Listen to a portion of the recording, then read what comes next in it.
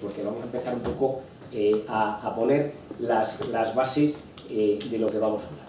La próstata es un órgano que tenemos todos los varones en la base de la vejiga, atravesado por la uretra, ¿vale?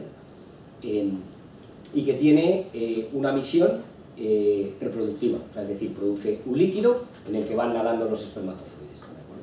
O sea, que pasada la fase reproductiva, pues la próstata no tiene mucha utilidad. Bueno, en fin, gracias a ella vivimos los urólogos, que no es poco. Pero bueno, aparte de eso, es un órgano que lo podemos, como imagen, y volviendo a los ejemplitos, pensar que es una naranja, una mandarina, ¿vale? Y tienes básicamente dos partes, una lo que son los gajos y otra lo que es la cáscara. Cuando nacemos, casi toda la próstata es cáscara, ¿vale? Y con la edad, y por diversos factores, sobre todo hormonales, pues va creciendo, y van apareciendo los gajos, se van haciendo cada vez más grandes, ¿de acuerdo? Entonces ya tenemos como dos partes distintas, una lo que son los gajos y otro lo que es la cáscara, ¿bien? Y dentro de la cáscara es donde asienta habitualmente el cáncer, ¿de acuerdo? Y en los gajos es lo que va creciendo y nos da la famosa, cuando dice está de la próstata, o hipertrofia benigna de próstata, agrandamiento benigno de próstata, o que da síntomas de prostatismo, que son dos enfermedades diferentes y que no tienen una relación entre una y otra, ¿vale? Luego vamos a ver qué es el cáncer de próstata, ¿no? Que estamos hablando pero ¿qué es realmente el cáncer de próstata, ¿no? El cáncer en general es un crecimiento incontrolado de la próstata que va creciendo localmente de forma desmesurada y además puede crecer a distancia, o sea, es decir, por diversas vías, tanto venosas como linfáticas, ir diseminando, ¿vale? Entonces es un crecimiento descontrolado, es algo que no se ha controlado. ¿Y el cáncer en qué se caracteriza? Se caracteriza por un desequilibrio entre una tasa de crecimiento o división celular y la muerte celular. ¿Qué es esto? Es decir, somos organismos vivos, ¿vale? Y las células están completamente vivas. Entonces tenemos unos mecanismos que regulan para que la próstata siga siendo próstata, para que el riñón siga siendo riñón, para que el hígado siga siendo hígado, y hay un equilibrio entre formación de células y destrucción. Si por factores genéticos, factores exógenos, por cualquier cosa, se desequilibra, empieza a crecer desmesuradamente, fuera de control, y entonces es cuando empieza a producirse lo que llamamos tumor, que es un crecimiento anómalo. A veces hay crecimientos que son benignos, tumores benignos, es decir, no son agresivos, se quedan ahí, es decir, un bulto de grasa, cuando aparece un lipoma, es un tumor, ha habido un crecimiento exagerado de algo, pero se ha quedado ahí, y no tiene mayor problema. El cáncer, los tumores malignos, ese crecimiento es desmesurado, y entonces acaba desequilibrando el funcionamiento del organismo, ¿vale? Y eso, a la larga y dejado a su evolución, dependiendo también del tipo de tumor, puede provocar el fallecimiento de la persona que sufre ese crecimiento desmesurado de esas células, ¿vale? Bueno, en el cáncer de próstata iremos viendo cosas, además tiene una clara dependencia hormonal. Los eunucos nunca habían padecido cáncer de próstata, aquellos que castraban, ¿no? Pues parece que hay un tema. Y luego sabemos que entre un 5 y un 10%, y puede ser que algo más, tienen un componente genético familiar importante, ¿vale? Teniendo en cuenta, o cuando hablamos de componente genético familiar, es decir, que hay una agrupación de casos en una familia por una determinada transmisión de esos genes, ¿no? Porque al fin y al cabo, todos los cánceres de alguna manera tienen un componente genético, es decir, genéticamente tienes una predisposición a que determinados factores externos puedan hacer que en tu organismo aparezca ese tumor, ¿vale? Y cuando hablamos de componente genético familiar, quiere decir que independientemente de esa predisposición que todos podemos llevar en nuestros genes, en determinados pacientes es muchísimo mayor, porque ya solo con pequeños estímulos exógenos o sin necesidad de ellos va a aparecer el cáncer, y además muchos familiares lo van a padecer de igual manera. ¿Cómo se diagnostica el cáncer de próstata? Bueno, básicamente nos basamos en el tacto rectal, los estudios de sangre con el famoso PSA, técnicas de imagen y, en última instancia, cuando tenemos esa sospecha por los datos de análisis tacto rectal y pruebas de imagen, la biopsia, ¿vale? El cáncer de próstata se diagnostica a día de hoy única y exclusivamente cuando le mandamos un trozo de próstata al patólogo, lo mira al microscopio y nos dice: aquí hay cáncer. Es cierto pues que ahora, por ejemplo, con la resonancia magnética hemos afinado mucho y podemos prácticamente asegurar, no en todos los casos que hay cáncer, pero sí en muchos que hay un cáncer, pero en última instancia siempre es necesaria la biopsia porque es lo que nos va a certificar al 100% que hay células cancerosas en la próstata, ¿vale? Bueno, vamos a intentar hablar de la prevención del cáncer de próstata, que es un tema muy controvertido, pues porque son muchos los factores que influyen en lo que es el diagnóstico del cáncer de próstata, en la génesis del cáncer de próstata, y luego, pues siendo un tumor muy frecuente, pues es difícil, parece que aunque haya mucho, pues es difícil de estudiar porque hay mucha variabilidad, ¿vale? Y los estudios iremos desarrollando un poquito las cosas que sabemos hasta el momento sobre el cáncer de próstata, pues varían mucho y son difíciles de estudiar. Como digo, la mejor prevención a día de hoy sabemos que es el diagnóstico precoz. Y como se ha comentado un poco por encima, cuando claramente nosotros recomendamos la prevención basada en el diagnóstico precoz. En pacientes mayores de 50 años con una expectativa de vida superior a los 10 años, ¿de acuerdo? Porque si en principio tú sospechas que ese paciente va a tener, por sus circunstancias, por sus enfermedades de base, una incidencia, o sea, una probabilidad de vivir inferior a 10 años, pues en principio no sería necesario intentar hacer un diagnóstico precoz, porque caso de que fuera diagnosticado un cáncer de próstata, iba a tardar más tiempo en producirse el fallecimiento del paciente por su cáncer que por las enfermedades que tuviera de base. Recomendamos también el diagnóstico precoz en varones entre 40 y 45 años, cuando hay un pariente en primer grado que está diagnosticado antes de los 65, ¿vale? Años de edad. Y a los 40 años cuando son varios familiares de primer grado diagnosticados de cáncer de próstata independientemente de la edad. Y a pesar de esto, bueno, pues parece que algo podemos hacer para prevenir el cáncer de próstata y vamos a ir bien. Hay un tema que es la quimioprevención, o sea, es decir, ¿hay algún fármaco que podemos dar que pueda prevenir la aparición o la transformación en cáncer de la glándula prostática? Pues de momento no está aprobado ni está claro, pero hay dos medicamentos que utilizamos habitualmente para el tratamiento del agrandamiento benigno de la glándula prostática, que es el finasteride y el dutasteride, y ha habido estudios, bueno, pues que han concluido que su uso parece que puede disminuir la aparición del cáncer de próstata, ¿vale? Aunque por otro lado parece también que cuando aparecen pueden ser más agresivos. Lo que no sabemos es si el dar estos medicamentos solo previenen la aparición de los menos agresivos, por eso solo aparecen los más agresivos, o que el de la medicación haga que aparezcan cánceres más agresivos. No parece que sea esta la causa, pero de momento no se ha aprobado estos medicamentos para la prevención del cáncer de próstata, y sí en algún momento la FDA, aunque ya no ha retirado esa recomendación, recomendaba que a los pacientes que se tratara con este tipo de medicamentos se les avisara que podía aparecer un cáncer más agresivo, pero eso parece que no está demostrado. Pero de momento hay líneas de investigación abiertas a ver si este tipo de medicamentos u otros, que al fin y al cabo lo que hacen es impedir la acción de la testosterona sobre la glándula prostática, porque como he comentado antes, sabemos que el cáncer de próstata es un cáncer que tiene mucho componente de dependencia hormonal, ¿vale? Pues entonces a ver si este tipo de fármacos pueden en algún momento ser capaces de prevenir la aparición de un cáncer de próstata. La actividad sexual, durante muchos años se había hablado de la posibilidad o no de si la actividad sexual podía tener relación en la prevención o aparición de cánceres de próstata, y hay estudios ya que demuestran que puede haber una reducción de hasta el 20% de padecer cáncer de próstata en el grupo de varones estudiados y seguidos a largo plazo, entre 20 y 29 años y 40 y 49 años, con más de 20 eyaculaciones al mes, frente a aquellos que tenían menos de 4 a 7, ¿vale?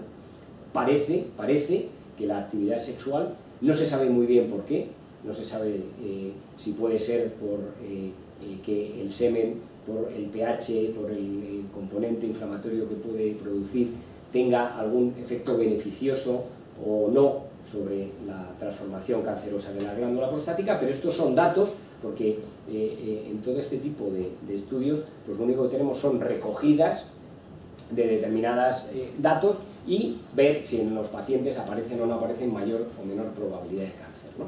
Y son difíciles a veces de interpretar porque son estudios poblacionales estadísticos y la estadística a veces pues puede ser engañosa, pero parece que por ahí puede haber el tiro. También se ha hablado la circuncisión como preventivo de la aparición del cáncer de próstata, ¿no? Hay estudios que sugieren que los pacientes circuncidados tienen menor riesgo de cáncer de próstata. Esto no quiere decir que esté indicada la circuncisión para prevenir el cáncer de próstata, ni mucho menos. Pero se ha postulado que hay menor incidencia de enfermedades de transmisión sexual y que puede haber menor incidencia de infecciones o inflamaciones de la glándula prostática. Porque lo que sí sabemos es que la transformación cancerosa de cualquier órgano está sujeto a la aparición de determinados fenómenos inflamatorios, ¿vale? Que lo que hacen es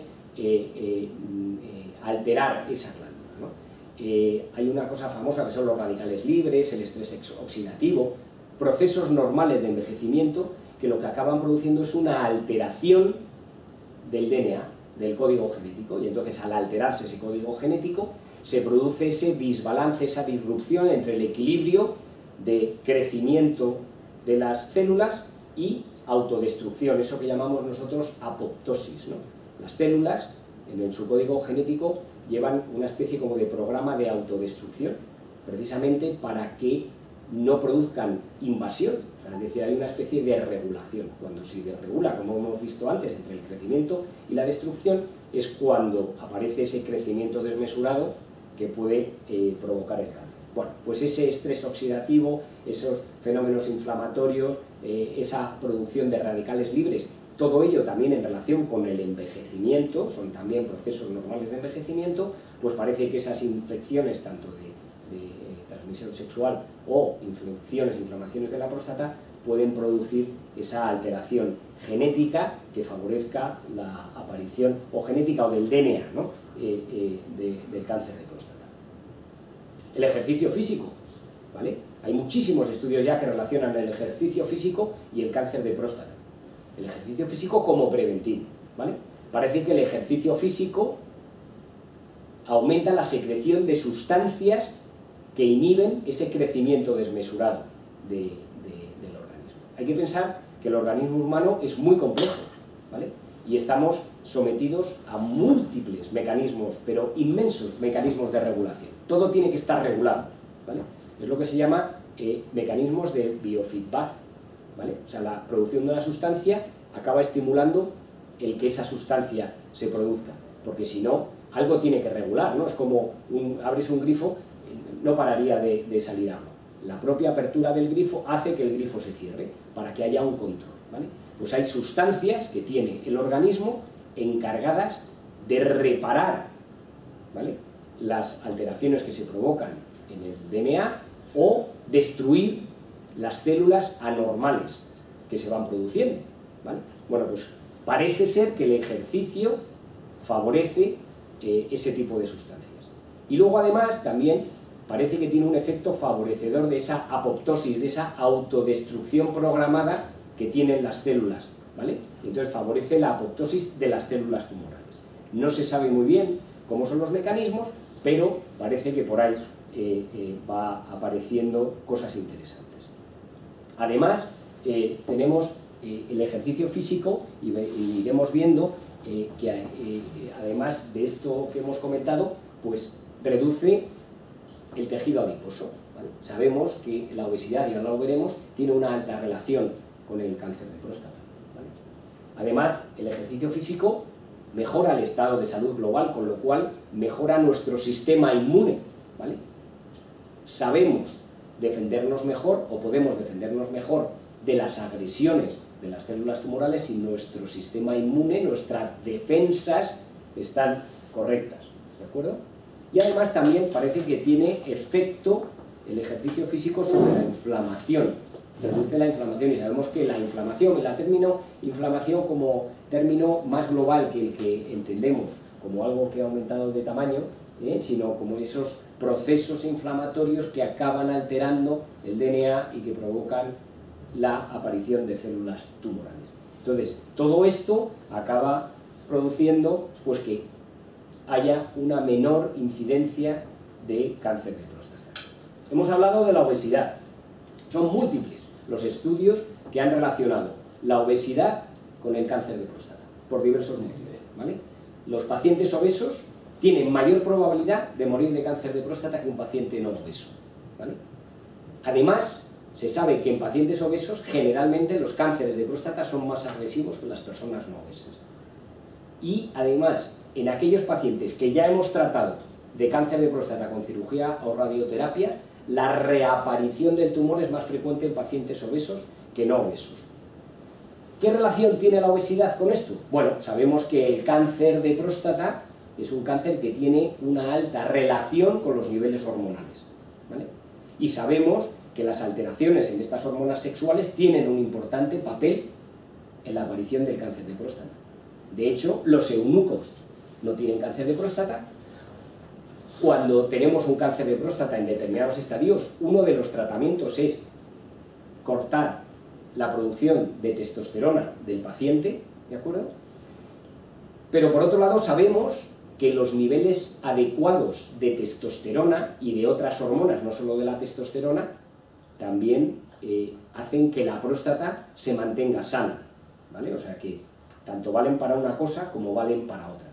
Pero lo que sí sabemos es que aquellos pacientes que tienen mayor índice de masa corporal y por lo tanto más tejido adiposo, tienen alteraciones en sus niveles hormonales, porque la testosterona en el tejido adiposo se degrada, aumentan niveles de estradiol, ¿vale? Y se produce también alteración de una hormona, de unas proteínas que transportan las hormonas. Es decir, hay desbalances, alteraciones de los niveles hormonales provocados por el aumento de tejido adiposo que parece ser que tienen una alta relación con la aparición del cáncer de próstata.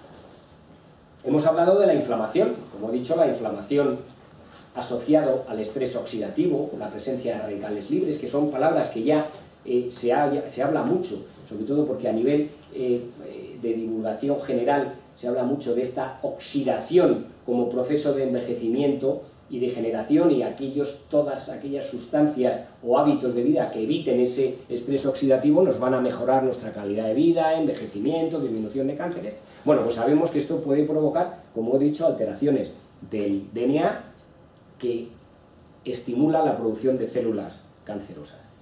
Y sabemos que el consumo de ácidos grasos poliinsaturados induce la producción de sustancias oxidativas y que eso va a provocar la aparición de cáncer.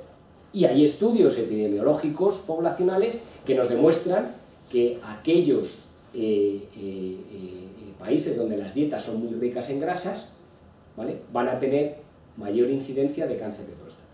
Hay estudios poblacionales, por ejemplo, las dietas orientales bajas en grasas, sabemos que los orientales tienen menor incidencia de cáncer de próstata, pero cuando esos orientales se van a vivir, por ejemplo, a Estados Unidos, y pasan varias generaciones, se acostumbran, empiezan con los hábitos alimenticios de esa, lo que llaman el Western Diet, la dieta americana, se acaba equiparando prácticamente la incidencia de cáncer de próstata con la población blanca, porque sabemos que los de origen africano, los negros, tienen una mayor incidencia, se ha relacionado con los niveles de zinc, selenio en sangre, no se sabe muy bien, componentes genéticos, ¿vale?, pero siguen teniendo aún mayor incidencia, o sea que, es decir, son varios los factores que influyen que no sabemos dilucidar muy bien, pero hay cosas que orientan a que las dietas bajas en grasa son beneficiosas.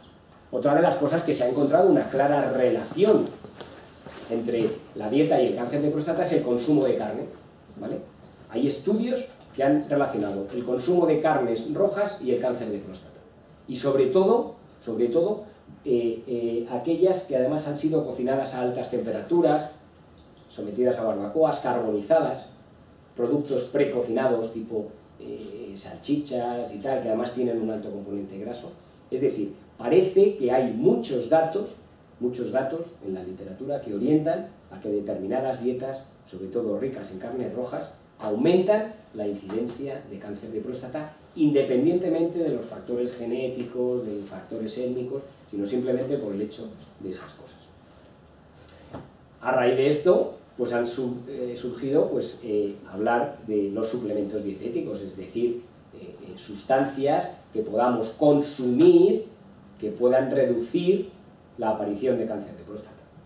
Indiscutiblemente, y todo el mundo está de acuerdo, son mejores los suplementos, los nutrientes naturales, es decir, mejorar la calidad de nuestra dieta que los suplementos artificiales, ¿vale?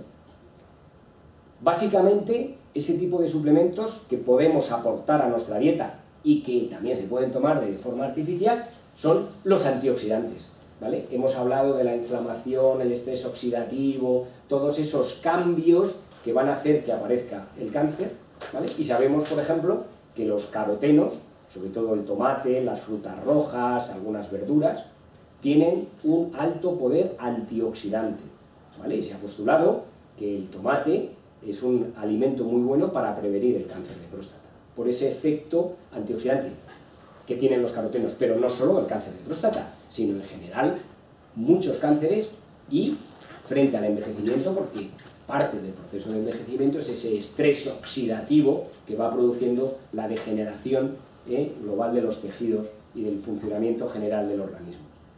También determinadas verduras como la coliflor, el brécol, las coles, tienen un alto contenido en sustancias antioxidantes, ¿vale? El té verde, sabemos, y suplementos de vitamina A y vitamina E, como sabemos, ¿vale? Tienen ese poder ante el estrés oxidativo. Se ha postulado también que suplementos de selenio o zinc, ¿vale?, pueden tener un efecto beneficioso y preventivo del cáncer de próstata.